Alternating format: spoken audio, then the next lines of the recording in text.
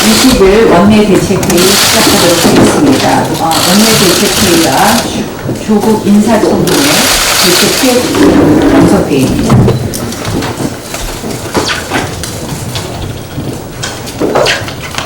야당의 비판과 충고는 듣는 척도 안 하고 직접 거친 언사로 제1야당을 비난하고 압박하는 그런 문재인 대통령입니다. 하지만 북한으로부터는 겁먹은 개, 삶은 소대가리도 암묵한 대처할 노릇이라는 참 지어내기도 힘든 표현의 모욕을 당해놓고서도 여전히 오매불망 북한을 향해 구애감만 부르고 있습니다. 북한에 보이는 그 열렬한 애정의 반의 반만큼이라도 국민이나 야당에 보였다라면 아마 우리 경제와 정치는 적어도 도탄에 빠지지는 않았을 것 같습니다. 광복절 경축사 내내 쏟아낸 정책으로 평화경제 참가에 북한은 미사일 도발과 욕설 비난으로 답했습니다. 그러면 최소한의 유감이라도 표명하는 것이 정상입니다. 실망의 침묵이라도 하는 것이 상식입니다. 하지만 문재인 대통령 또 평화경제 타령을 늘어놓았습니다. 상대방인 북한은 극렬한 거부감을 보이는데 왜 문 대통령은 홀로 평화경제에 집착하는 것입니까? 어제 문재인 대통령은 남북 대화를 깨지기 쉬운 유리그릇에 비유했습니다. 지금 진짜 깨지기 쉬운 유리그릇은 바로 우리 경제와 안보입니다. 문재인 대통령의 무모한 친북 정책 실험에 대한민국의 안위 자체가 깨져가고 있습니다. 역지사지 문재인 대통령부터 해야 합니다. 이 정권의 정책 실패에 경고음을 울리는 야당과 국민의 깊은 우려와 불안을 한 번만이라도 생각하십시오. 실체도 내용도 없는 공허한 평화경제를 노래할 시간에 국민경제, 기업경제, 민생경제를 살피십시오. 냉전체제 해체 운운하면서 우리의 안보와 동맹을 해체하지 마십시오. 조국 후보자에 대해서 말씀드리겠습니다. 지금 조국 후보자의 사퇴를 가장 앞장서서 촉구하는 사람, 저는 우리 자유한국당도 야당도 다른 야당도 아니라고 생각합니다. 바로 과거의 국민, 과거의 조국 후보자입니다. 조국 후보자의 사퇴는 과거의 조국의 명령입니다. 사사건건 조국 후보자 과거에 주옥같은 말씀을 많이 남겨놨습니다. 그 말씀대로라면 사퇴는 물론 스스로 검찰청을 찾아야 마땅하겠습니다. 어린이들에게 주식, 부동산 펀드를 가르치는 것에 대해 동물의 왕국에 비유했던 조 후보자, 정작 본인은 자녀들까지 동원해서 의혹덩어리 사모펀드 투기에 나섰습니다. 대한민국을 동물의 왕국으로 만들어 보겠다는 것입니까? 위장 전입은 시민의 마음을 후벼파는 것이라고 했던 그는 그보다 무려 11년 전에 이미 위장 전입을 했습니다. 나는 후벼파도 되지만 남은 안 된다. 그 특권의식에 어이가 없습니다. 폴리페서를 향해서 얼마나 거친 비난을 쏟아냈습니까? 정작 본인은 폴리페서는 물론 월급 무판까지 합니다. 팩스 복직으로 스리슬쩍 교수직을 다시 복원하더니 강의 한 번 하지 않고 국민 세금 845만 원을 이자에 받았다고 합니다. 정말 놀라운 일입니다. 특목고 자사고등은 원래 취지대로 운영되어야 한다면서 정작 본인의 자녀는 외고를 보내고 이공계 의전원에 진학시켰습니다. 고등학생 때 단 2주 인턴 과정으로 의학 논문 제1저자로 올려주는 스펙 관리, 남의 자식은 안 돼도 내 자식은 된다는 결정판입니다. 장학금 지급 기준을 성적 중심에서 경제 상태 중심으로 바꿔야 한다고 했던 조 후보자입니다. 정작 본인 딸은 2차례 유급 성적에도 불구하고 1,200만 원 황제 장학금을 받았습니다. 정말 어렵고 힘든 아이들에게 돌아갔어야 할 그 돈 수십억 가상가이면서 받는 것이 맞겠습니까? 이것이 대한민국의 진보 좌파라는 자들의 모습입니다. 남에게는 가혹한 잣대를 들이대면서 정작 본인과 주변에는 한없이 관대한 그 이중성, 그 모습, 오늘날 대한민국을 좌지우지하는 집권 세력의 입맛입니다. 저는 민주당이 조국 후보를 보호하면 보호할수록 스스로 본인들도 그 이중성, 그 모습이 있다는 것을 자인하는 것이라고밖에 인정할 수밖에 없습니다. 이렇게 앞뒤가 다른 조 후보자, 애초 법무부 장관은커녕 민정수석은커녕 한 명의 교육자로서, 한 명의 공직자로서 그 모든 기본적인 수준에 미달하는 것입니다. 최소한의 그런 우리가 지켜야 될 양심이 있다면 물러나는 것이 맞다고 생각을 합니다. 더 이상 국민들에게 좌절감을 주지 마십시오. 더 이상 감성파리도 호소하지 마십시오. 문재인 대통령께도 말씀드립니다. 이제는 결단하십시오.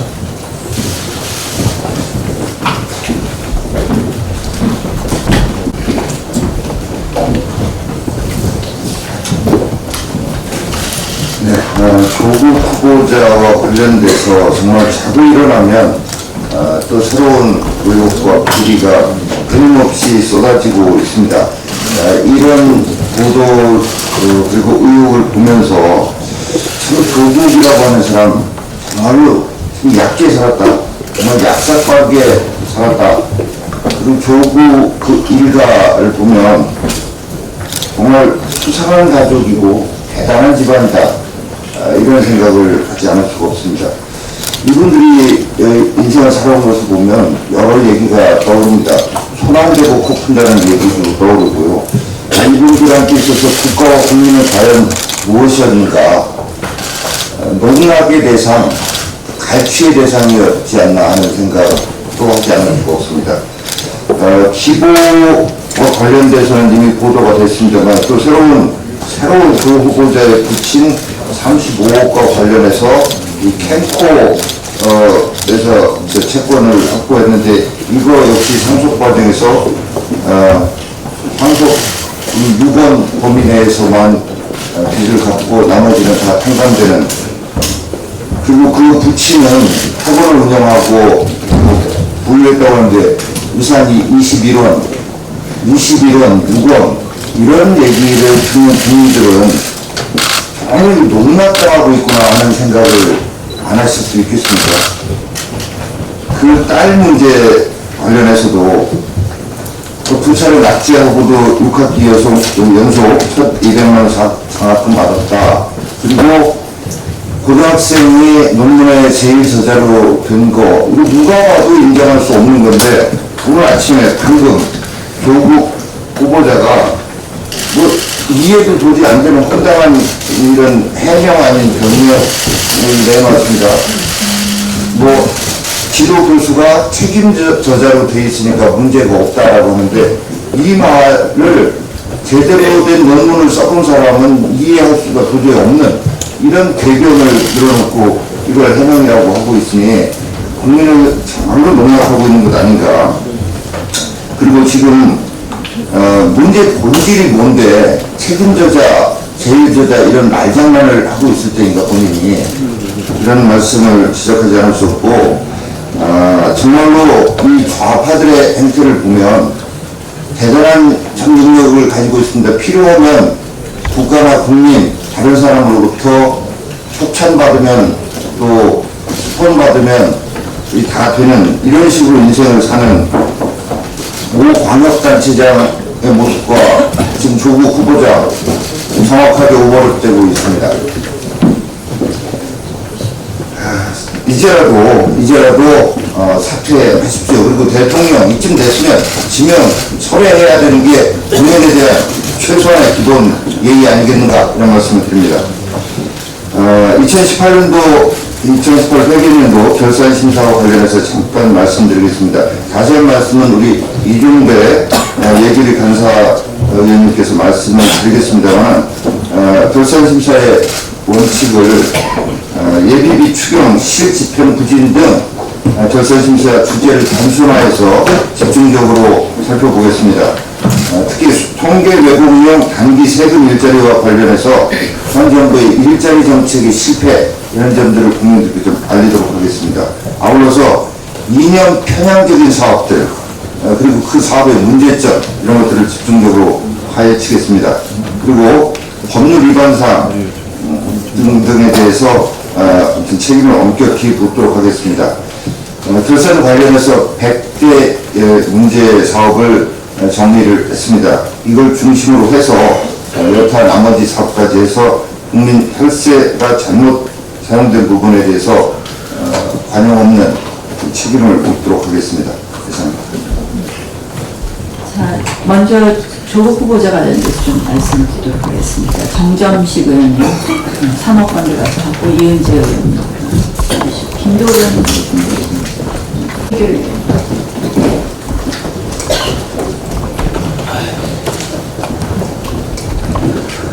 조국 후보자의 배우자 전종신 씨와 자녀 2명은 2017년 10월 30일 코리크 빨리 해커피가 운영하는 블록과 분류비로 산업투자합자회사에 74억 5,500만 원을 출자하기로 약정했습니다.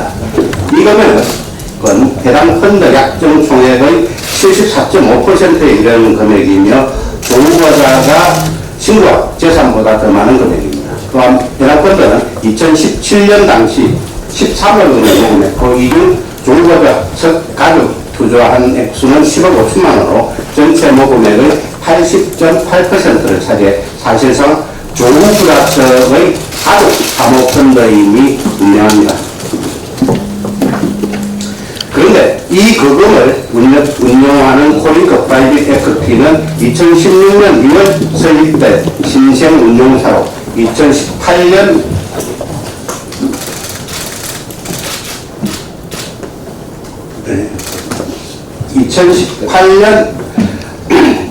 매출액 3,600만 원, 영업적자 10억 원을 기록한 업종 내 다른 회사와 비교해 성장성 및 수익성, 활동성이 모두 최하위로 평가되고 있으며 설립 이후 영업이익은 계속 마이너스를 기록하고 있습니다.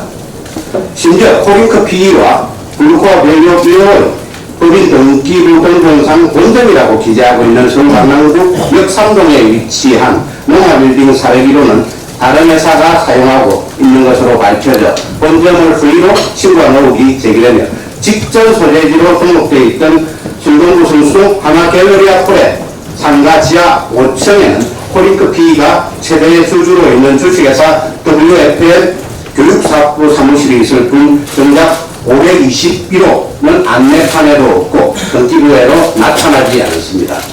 공인중개사에게 물어보니까 창고 건물인데 임대해서 사용하고 있다고 합니다. 여러분은 과연 이러한 운용사에 74억 원이라는 그금을 투자를 약속할 수 있으시겠습니까? 뿐만 아니라 사모펀드 운용팀을 보면 대표인 이상훈 씨는 알리안츠 생명 및 PCA생명 부진장 출신으로 동료 경력만 있지 전문 분야인 사모펀드 운용 경험은 전망.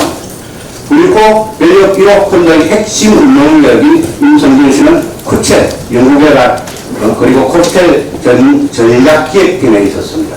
과연 국민 여러분께서는 이런 운용사의 다른 배경이나 이유가 없다면 약정 74억 5천만 원, 실투자에 10억 5천만 원을 믿고 맡기실 수 있겠습니까? 분명히 다른 목적과 이유가 있을 것입니다. 조 후보자 재산 신고 내역을 보면 배우자는 한국투자증권이 운용하는 펀드에 13억 4천만 원을 투자하고 있습니다. 이렇게 정상적이고 시장에서 검증된 회사에 투자하는 방법을 놔두고 굳이 사모펀드를 선택한 이유가 정말 의심스럽습니다. 코링크 프라이빗 에쿼티의 불코 분류비로 푼다는 2017년 하반기 가로등 자동 전매기 생산업체인 웰스 CNT의 투자의 최대 주주 약 38%의 주식을 소유한 최대 주주가 되었습니다. 불펀드가 지분을 투자할 당시 2017년 만해로 웰스 CNT는 매출액 17억 9천만 원에 영업이익이 6,400만 원에 불과했고 순이익은 제로 상태였습니다. 그렇지만 2018년 말 기준 매출은 30억 6,400만 원으로 급증합니다. 그리고 순이익도 1억 4,100만 원이나 올렸습니다. 웰스 CNT는 서울특별시청, 광주광역시청, 세종특별시청 등 49곳의 공공기관과 지방자치단체로부터 수주를 했습니다. 웰스 CNT가 이렇게 성장한 배경에는 조국과 민영수소치의 위세를 얻고 수주행위를 했을 가능성을 배제할 수 없습니다. 가로공사업은 지방자치단체장의 허가만 받으면 입찰 절차 없이 바로 사업을 할 수 있는 구조이기 때문입니다. 하지만 투자 이후 매출의 급성장에도 불구하고 코링크 PE와 조국 후보자는 이 펀드를 6년 동안 운용한 결과 현재 마이너스 수익률을 기록하고 있다면서 현 상태로 펀드를 청산하겠다고 합니다. 조국 후보자가 민정수석 부임 이후 코링크 프라이빗 에쿼티의 계획을 투자할 수 있었던 것은 확실한 4년 정도가 있었다고 볼 수밖에 없으면 지위를 이용해 웰스 CNT 기업을 지원하고 지위를 통해 얻은 미공개 정보를 코링크 프라이빗 에쿼티에 제공하여 투자 수익을 올리겠다는 의도로 투자했다는 의혹이 제기되고 있습니다. 사회주의를 외치던 자칭 뜨거운 심장을 가졌던 젊은 조국 후보자가 이제 자본주의 자본시장에서 내부 자금 이동 수단이나 불법적인 자금 이동 등의 악영향을 우려가 있는 고위험, 고수기업 기업 투자 펀드를 이용하고 있습니다. 조국 후보자는 실납입에 10억 5천만 원, 약정금액 74억에 달하는 그 금을 비전문가가 대표로 있는 운용사, 가전사에 근무했던 운용력이 운영하는 펀드, 차이 평가를 받는 펀드에 투자했던 이유가 무엇인지를 국민들 앞에 소상히 밝혀야 할 것입니다. 수고하셨습니다. 이은재 의원님, 논문 표절 위해서 조국이 말하는 조국의 논문 표절 검증은 사실 이제부터 시작입니다. 조국 후보자는 2008년 8월 서울대에서 그 표절 예방책이라는 것을 주제로 해서 표절 예방 교육 강의를 하게 됩니다. 근데 그때 조국 후보자는 스스로 각주절도라고 이름 붙인 2차 문헌 표절에 대해서 최신의 표절 유형이라면서 강조를 하며 설명을 합니다. 직접 보고 인용했는지 또는 남이 인용한 것을 봤는지 명확히 할 필요가 있다면서 제2형 표기의 중요성을 언급하게 됩니다. 표절에 걸린 사람들은 순순히 인정하기보다는 왜 나만 가지고 그러느냐는 식으로 반발하는 것이 기본적인 항변이라고도 설명을 합니다. 재미교포 학생의 사례를 설명하면서 친구 논문 문장 서너 개 베꼈다가 적발된 학생이 잘렸다면서 논문 표절 경계의 필요성을 강조합니다. 바람직한 논문 작성 방법으로 남의 것을 인용하는 경우는 생각, 아이디어, 주장, 방법론, 표현 무엇이든 간에 분명히 밝혀야 한다고 강조를 합니다. 그러나 조 후보자 강의를 보니 자신의 박사학위 논문에서 사용한 표절 경험을 그대로 강의한 것으로 의구심이 들 수밖에 없습니다. 이와 같은 2차 문헌 표절은 조 후보자의 말처럼 각 줄을 훔치는 것이라면서 단순한 문장 표절처럼 무의식 중에 나타날 수 있는 것이 아니라는 점에 그 심각성을 더하고 있습니다. 더욱이 조 후보자가 미국 사회의 지탄과 함께 버클리에서의 해고 위기까지 내몰렸던 좌유 교수와 공모를 합니다. 그러면서 서울대에 개문서를 보내서 그 의혹을 무마시켰지만 이 문서가 버클리대에서 공식적으로 보낸 것인지 이것은 분명히 확인할 필요가 있습니다. 따라서 조 후보자 논문 표절 규명 작업은 이제 시작에 불과하다는 것이며 이 사례는 지금 그 제1문헌, 2문헌인데 제2문헌에서 인용한 것인데 이 조국 후보는 2문헌을 보고 전부 다 제1문헌에서 본 것처럼 그렇게 논문 표절을 했습니다. 그래서 이 논문 표절의 그 검증은 이제부터 시작이라는 것을 다시 한번 말씀을 드립니다. 네, 이은재 의원님 그러니까 조국 후보자 논문 표절 부분에서 버클리대에서 논문 표절이 아니라고 확인해서 서한을 보내준 교수는 좌한유 교수지 버클리대의 공식적인 입장이 아닌 것으로 지금 확인이 된다 이런 취지신가요? 네. 그러니까 좌한유 교수는 버클리대에서 쫓겨나기 일보전죠. 쫓겨날 뻔했던 한국계 교수라는 이야기시죠. 네. 이 부분에 대해서 좀 더 확인해 주시기 바랍니다. 결국 그동안 논문 표절이 아니라고 했던 버클리대의 교수는 버클리대의 입장은 존유 교수의 입장이었다. 이것이 이은재 의원님의 주장이었습니다. 다음은 최교일 의원님 말씀해 주십시오. 조국 수석의 처제가 고소문을 작성해서 배포를 했는데요. 이것은 본인을 스스로 인정하는 실질적인 자백이다. 재수씨. 조국 수석의 재수씨가 고소문을 배포했는데 이것은 줄여서 재수씨라고 하겠습니다. 말이 기니까 실제로 본인을 인정하는 자백이다. 또 앞뒤가 맞지 않는 자기 모습의 글을 그대로 밝힌 것이다. 첫째, 이 부동산 실명법 위반, 문의신탁이냐 아니냐에 대해서 이렇게 얘기하고 있습니다. 돈은 조국 교수 부인이 보낸 것이다. 그리고 그 목적은 시어머니 집을 구해드리려고 한 것을 나중에 알았다. 그러니까 자기한테 준 것이 아니, 자기는 그 아파트의 명의자로 될 명분이 전혀 없는 겁니다. 돈은 조국 씨 부인으로부터 나왔고, 그 아파트를 사는 목적은 시어머니에게 집을 구해드리려고 한 것이었다. 그리고 그것도 나중에 알았다. 이렇게 얘기를 하고 있습니다. 그리고 본인이 위장 이혼이 아니다. 이렇게 얘기를 했는데 그 내용은 위장 이혼임을 스스로 밝히고 있습니다. 경제사정으로 이혼했다고 하는데요. 그 후에 2014년 금방 말한 그 2억 7천만 원 무슨 아파트를, 무슨 빌라를 본인 명의로 넘겨받고 또 2017년 3월 이 조국 부인의 경남 성경 아파트에 전세를 삽니다. 그리고 2017년 11월 그 아파트를 3억 9천에 매입을 합니다. 또 남편으로부터 공사대금 채권 10억을 양도받아서 2006년에 소송을 제기해서 승소 판결을 받습니다. 그리고 2017년 10월 연장을 위해서 다시 소송을 제기해서 승소를 하는데요. 그 승소 금액이 100억이 됩니다.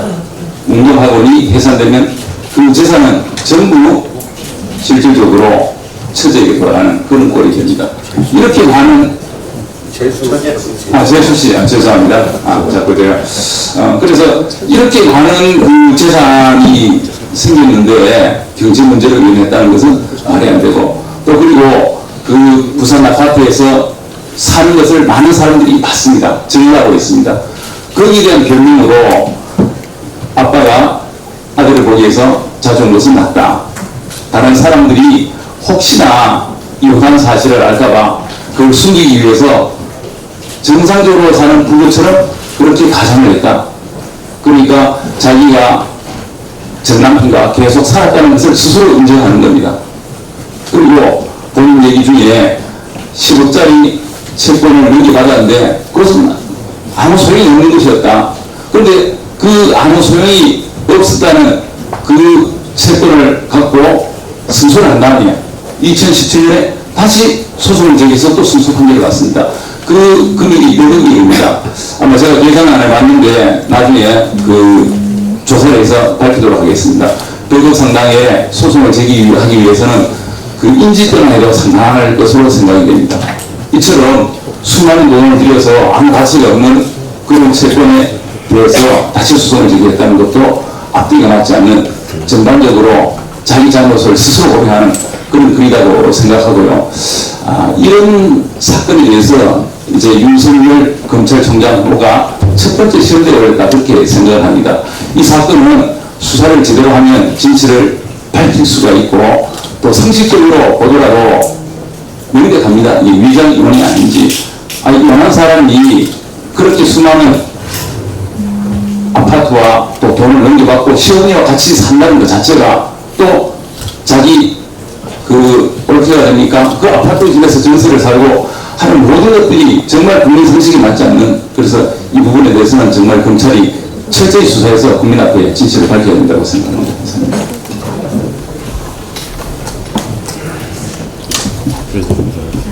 다음은 조국 후보자 관련해서 말씀하실 분 다 없으시죠? 네.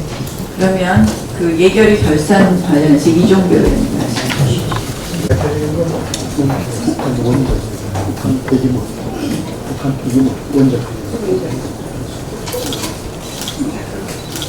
네, 예결위 강사 이종교 의원입니다. 문재인 정부는 국민 혈세로 공공부문 가짜 일자리를 늘리고 경제 활성화와 거리가 먼 사업들로 나라빚만 늘리는 선심성 포주기 사업을 밀어붙여 왔습니다.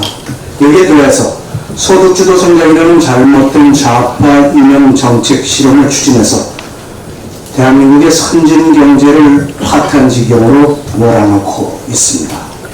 그 결과 소상공인 자영업자들의 삶은 더욱 궁핍해지고 양질의 일자리는 사라지고 있으며 나라 국가는 텅텅 비어가고 있습니다. 이제 곧 2018 회계년도 결산 심사가 시작됩니다. 우리 당은 문재인 정권이 재정 포퓰리즘, 좌파 이념 경제 정책을 바로잡을 수 있는 마지막 기회라는 각오로 근본 결산 심사에 임하겠습니다. 우리 당의 결산 심사 방향에 대해서 말씀드리겠습니다. 고용 통계를 왜곡하기 위해서 부당한 예산 전용이나 유예비비를 부당 집행은 알바 수준의 단기 재정 일자리 사업을 꼼꼼히 심사해 현 정부의 고용 정책 실패를 낱낱이 하야시겠습니다. 이래로 농림부는 예비비 185억 원을 들여서 영농 폐기물 수거 처리라는 명목하에 고용기간 6주짜리 일자리 5,564개를 만들었습니다. 이는 통계 왜곡형 가짜 일자리 사업으로서 예비비 집행 요건에도 맞지 않습니다. 뿐만 아니라 환경부의 농촌 폐비물 사업과 유사함에도 환경부보다 166배나 비싸게 폐기물을 수거한 대표적인 재정 낭비 사례입니다. 또한 작년 추경심사 시 정부 측에서 연내 집행이 가능하다고 주장했으나 집행률이 저조하거나 불용액이 다수 발생한 추경사업들이 많습니다.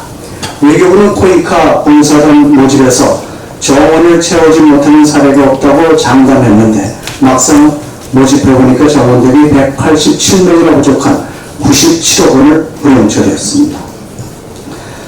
그리고 국회의 승인 없이 추진한 신규 사업이나 사업계획을 인도 변경한 사업, 부대 의견 무시 등 국회를 경치한 사업에 대해서 집중 추궁하겠습니다. 신규 사업은 국회의 승인이 필요함에도 중소벤처기업부는 국회의 예산 심사를 받지 않고 제로페이라는 신규 사업의 기금 변경과 예비비 편성을 통해서 무단으로 48억을 집행한 사례가 있습니다. 그리고 실집행률도 파악하지 않은 채 보조금 출연금 등을 일괄 전액 교부해서 국고보조금 통합관리 지침을 위반한 사업들을 찾아내서 정부의 입법행위를 밝혀내겠습니다. 매년 지금 반복적으로 집행실적 관계 없이 보조금을 전액 교부하는 것, 이런 잘못된 관행을 이번 기회에 바로잡아내도록 하겠습니다. 마지막으로 북한 김정은 말하기 현 정부의 이념 편향적 사업을 분석해 현 정부의 민낯을 국민들께 소상히 알리겠습니다. 대한민국 역사박물관에 북한 주장만을 일방적으로 담은 6.25 남침전쟁 국군 포로 내용을 전시했습니다. 도대체 어느 나라 정부인지 의심스러울 지경입니다. 당 정책위에서 작성한 결산 관련 100대 문제 사업을 발간했습니다. 의원님들께 모두 보내드렸으니까 참고해 주시고 상임위부터 예산이 부적절하게 부당 집행한 사업들을 발굴해 주시기 바랍니다. 고맙습니다. 이현재 의원님한테 일정에 대해서 많이 궁금해할 부분을 말씀드리겠습니다. 지금 인사처분에 관해서 일정에 대해서 많은 분들이 궁금해하십니다.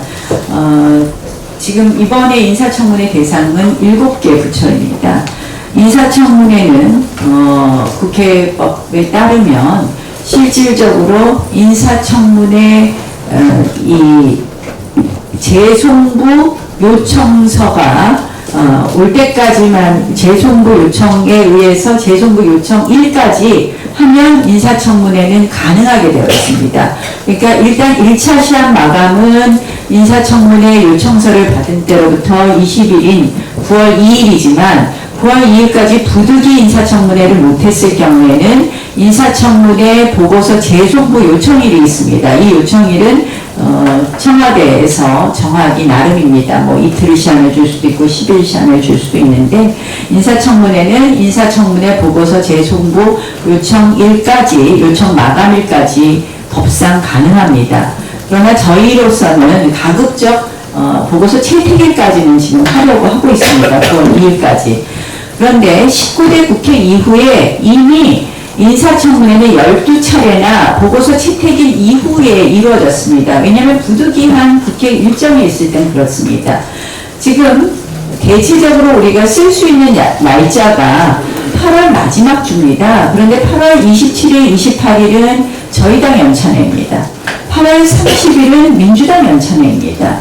결국 8월 마지막 주에 할 수 있는 날짜는 8월 26일, 29일밖에 없습니다.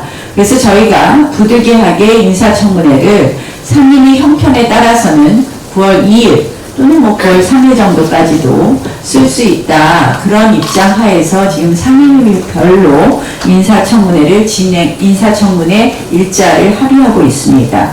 그런데 지금 민주당은 무조건 8월 30일까지는 인사청문회를 마쳐야 된다고 주장을 합니다.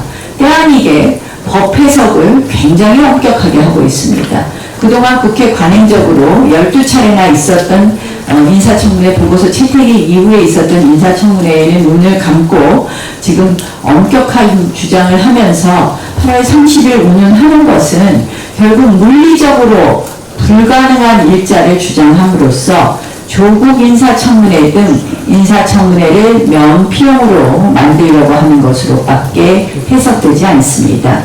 국민들께서 정말 궁금해 하십니다. 제대로 된 인사청문회를 하기 위해서는 인사청문회 일자를 우리가 법상 또 물리적으로 가능한 일자를 잡아야 될 것이고 그 일자를 우리 상임위별로 조속히 합의해 주실 것을 말씀드립니다.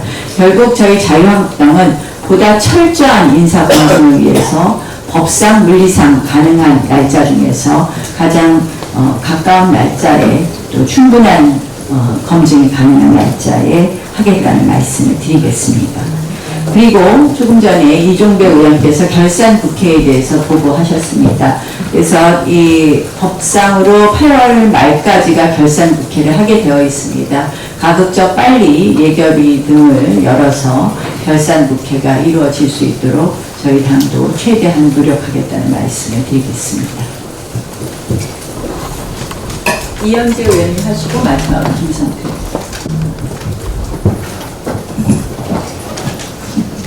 네, 석태경활 위원장입니다.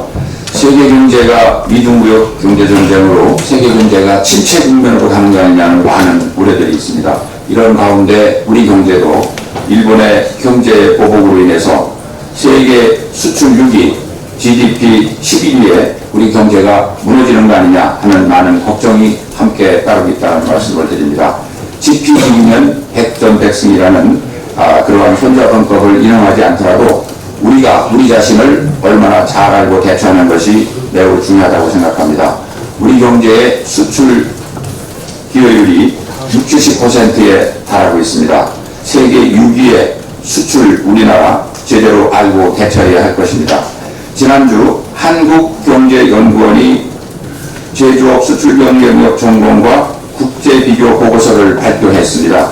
우리나라 1000개 제조업 품목을 발표했는데 우리 품질 경쟁력이 일본보다 우위인 것이 절반밖에 되지가 않습니다.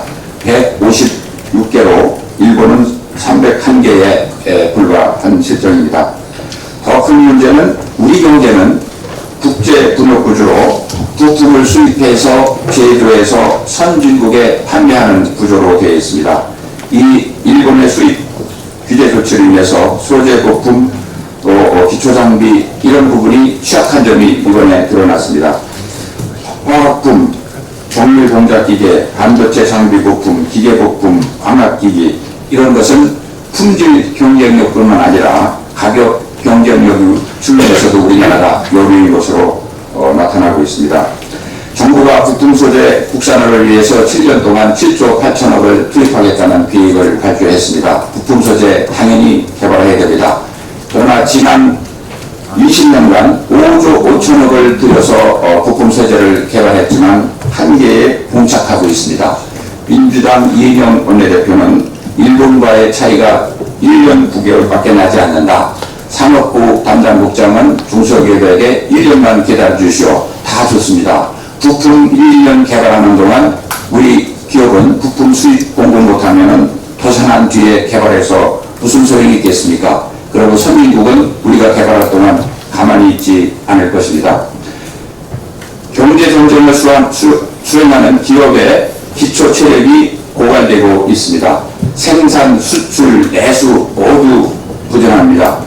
올해 상반기 10대국에 속한 상장사 90곳에 보면은 영업이익이 21조로 작년보다 54% 감소했습니다. 우리나라 전체 수출의 20%를 차지하는 삼성전자는 영업이익이 70% 줄었습니다.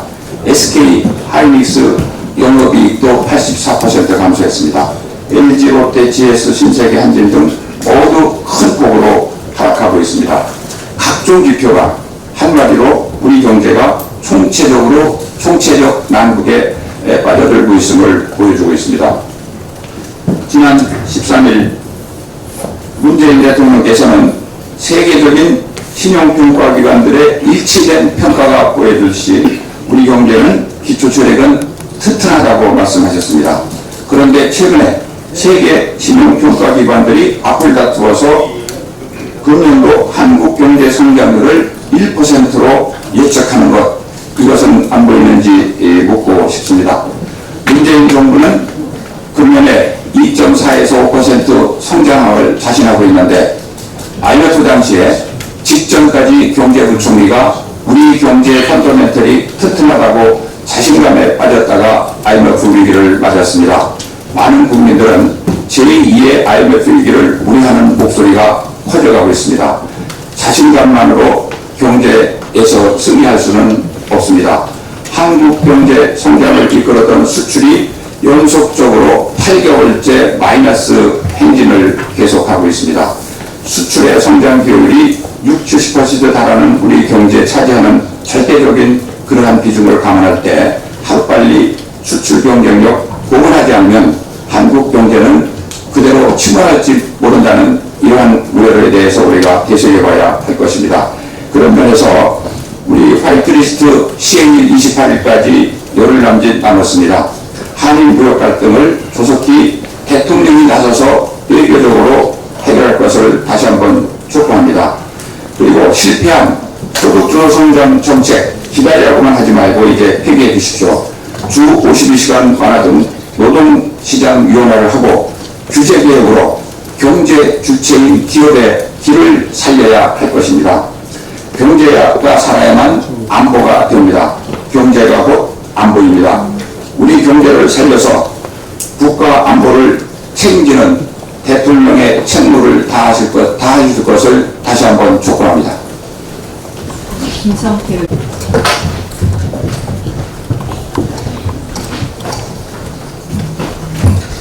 문재인 정부의 무한한 북한 사랑과 무사안일주의에 대해 지적하지 않을 수가 없습니다. 지난 주말 미국 자유아시아 방송에서 원노구축 방사능 결의물이 포함된 북한 우라늄 공장의 금은 회수가 서해안으로 흘러 들어갈 가능성을 보도했습니다. 이 경우 서해안이 방사능에 오염될 수도 있어 국민 건강에 매우 위협적이고 치명적입니다. 그러나 보도가 나온 지 사흘이 지난 아직까지도 문재인 정부 담당 부서인 원자력안전위원회에서는 아무런 조치를 취하지 않고 있습니다. 위선의 압력이라도 있었는지 본연의 업무를 팽개치고 묵묵부답으로 일관하고 있습니다. 보도에 나온 사진은 작년 11월에 위성으로 찍은 사진입니다. 이미 강물이 바다로 흘러 들어가고도 남을 시간입니다. 원안위는 후쿠시마 오염수 문제에 대해서 적시 해명 자료를 내는 등 적극적으로 움직이고 있습니다. 그러나 더 치명적인 북한 핵 폐기물 방사능은 이런 방구도 언급도 없습니다. 북한과 북핵에 대해서 왜 이리 반대한지 모르겠습니다. 국민 안전은 완전히 아랑곳하지 않고 북한 눈치만 보고 있습니까? 제대로 조사도 못하고 항의도 못하니 호구 치료에 겨울거리로 전락하고 있습니다. 직접적으로 국민 건강에 영향을 주는 북한 핵 폐기물 서해 대응 서둘러야 합니다. 문재인 정부 제발 정신 차리고 국민 안전을 우선적으로 지켜주시기 바랍니다. 두 분이 더 신청했네요. 짧게 해주세요. 송원석 의원. 예산 관련해서 한 가지 말씀드리겠습니다. 기사에 의하면 지난 8월 13일 열린 민주당과 정부의 당정협의에서 내년도 예산 규모를 510조를 넘어서 530조를 해야 된다 이런 얘기가 나왔다고 합니다. 심각한 재정 중독주의가 아닌가 심히 우려됩니다. 각 정부 부처에서 기획재정부에 요청한 내년도 예산 요구 규모가 498조입니다. 지난번에 국가재정 운용계획을 정부에서 발표했는데 그에 의하면 2020년도 재정규모는 504조 정도로 예정이 계획이 되어 있습니다. 이 규모를 심각하게 뛰어넘는 초수퍼 예산을 지금 편성하겠다는 것인데 내년도 총선을 앞두고 포퓰리즘적인 그런 예산 살포, 돈 살포가 아닌가 이렇게 걱정이 됩니다. 지난 2011년부터 2017년까지에 걸쳐가지고 만 6년 동안 정부 재정 규모가 100조 원 증액이 되었습니다. 그런데 이번 문재인 정권 들어서는 3년 만에 무려 130조 원이 늘어나서 530조를 지금 얘기를 하고 있습니다. 그렇기 때문에 재정에 대해서 다시 한번 재검토해야 된다 이렇게 생각을 합니다. 정부에서는 혹시나 소득주도 성장이라고 하는 잘못된 경제 정책으로 이미 망가질 대로 망가진 경제를 재정 살포로서 덮으려고 하는 것이 아닌가 이렇게 우려가 됩니다. 최근에 실업률이 사상 최고치를 찍었습니다. 7월 기준으로 해가지고 전년도의 기준 효과를 인해서 취업자 숫자는 다소 늘어났습니다만 실업률도 사상 최고를 찍고 있습니다. 잘못된 소득주도 성장을 재정 중독으로 덮으려고 하는 잘못된 생각을 하지 마시고 재정건전화법 통과를 비롯해서 재정의 건전성을 지키기 위해서 정부에 대해서 다시 한번 나서줄 것을 강력히 촉구합니다. 네. 마지막으로 이채희 의원님 말씀하십니다. 이채희 의원입니다. 전국적으로 제74주년 광복절 행사에서 이 김원웅 광복회장의 기념사에 엄청난 문제점과 그의 역사 인식을 우리가 문제 삼지 않을 수 없습니다. 오늘 10시 행안위 전체 회의에서 이 문제점을 지적하고자 합니다. 김원웅 광복회장은 전국의 17개 광복회장에게 자신의 이 광복회장 기념사를 대도하도록 강요하고 또 청와대가 적극적으로 17개 광복회장들에게 김원웅 광복회장의 기념사를 꼭 대독하도록 압력을 행사했다고 하는 그런 증거가 있습니다. 가대로 내용만 제가 한두 내용을 좀 지적을 하고자 합니다. 한국의 탄탄한 성장, 한국 내의 친일 반민족 정권의 몰락, 남북 정상회담, 북미 정상회담으로 한반도에서 움트는 새로운 평화기운, 이런 상황에서 일본은 초조감을 드러냈습니다. 경제보복으로 한국 경제를 흔들고 민심을 이반시켜 그들이 다루기 쉬운 친일 정권을 다시 세우려는 의도입니다. 김은웅 회장이 말하는 친일 정권은 도대체 어느 정도를 말하고 있습니까? 용납할 수 없는 궤변이고 막말이라고 생각합니다. 오늘 10시에 행안부 장관에게 김은웅 회장의 잘못된 역사인식, 또 금권과 자치시대에 광복회장의 기념사를 17개 광복회장들에게 대독하도록 또 강요한 이 부분과 정부의 대처 이 부분을 철저히 따르겠다는 말씀을 다시 한번 제가 강조해서 말씀드립니다.